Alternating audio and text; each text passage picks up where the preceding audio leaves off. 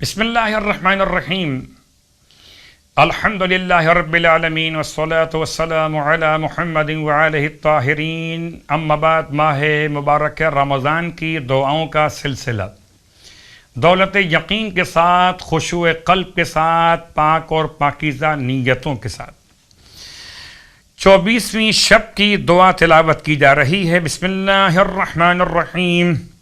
اللہم انت امرت بالدعاء وزمنت للإجابة فدعوناک ونحن عبادک وبنو امائک نواسین بیدک وانت ربنا ونحن عبادک ولم يسأل العباد وترغب الیک ولم يرغب الخلائق الى مثلک یا موضع شکوى السائلین ومنتہى حاجت الراغبین ویا ذا الجبروت والملکوت ویا ذا السلطان والعز یا حی یا قیوم یا بار یا رحیم یا حنان یا منان یا بدیع السماوات والارض یا ذا الجلال والاکرام یا ذا النعم والطول الذي لا يرام. صل على محمد وآل محمد واغفر لي إنك أنت الغفور الرحیم.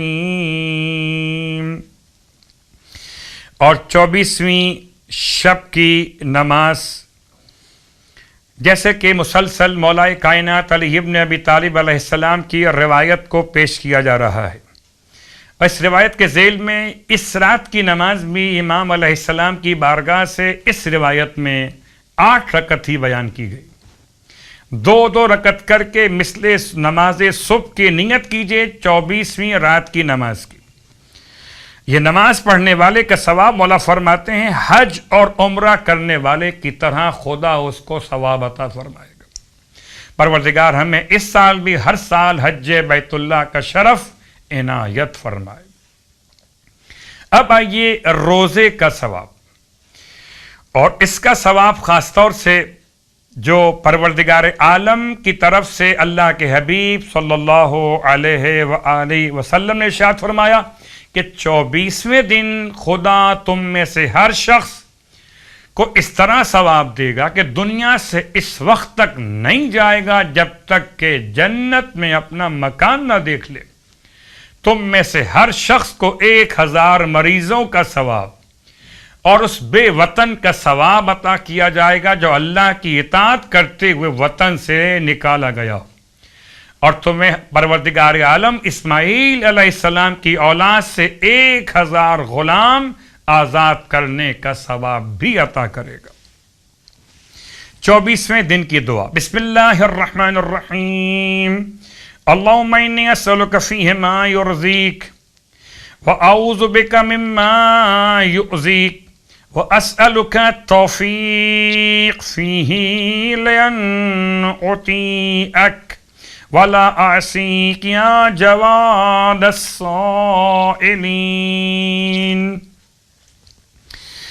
اور اب نمازوں کا سلسلہ آپ کی خدمت مقدس میں، اور آج جو نماز تلاوت کی جا رہی ہے، پیش کی جا رہی ہے، نماز ہے کسی بھی اہم ترین حاجت کے لیے پڑھی جائے گی.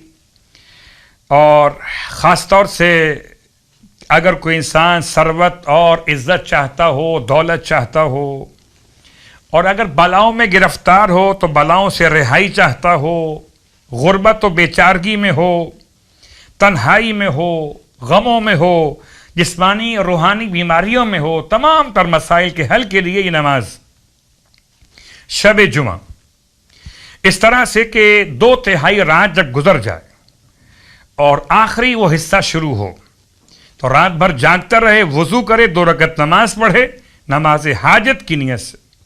جو سورہ چاہے نماز میں تلاوت کرے الحمد کے بعد، یعنی کہ مثل نماز صبح 2 رکعت نماز پڑھے.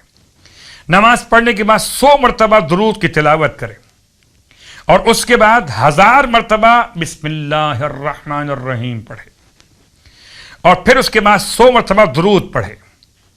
پھر اپنا مطلب خدا کی بارگاہ میں پیش کرے. اس عمل کو 3 جمعے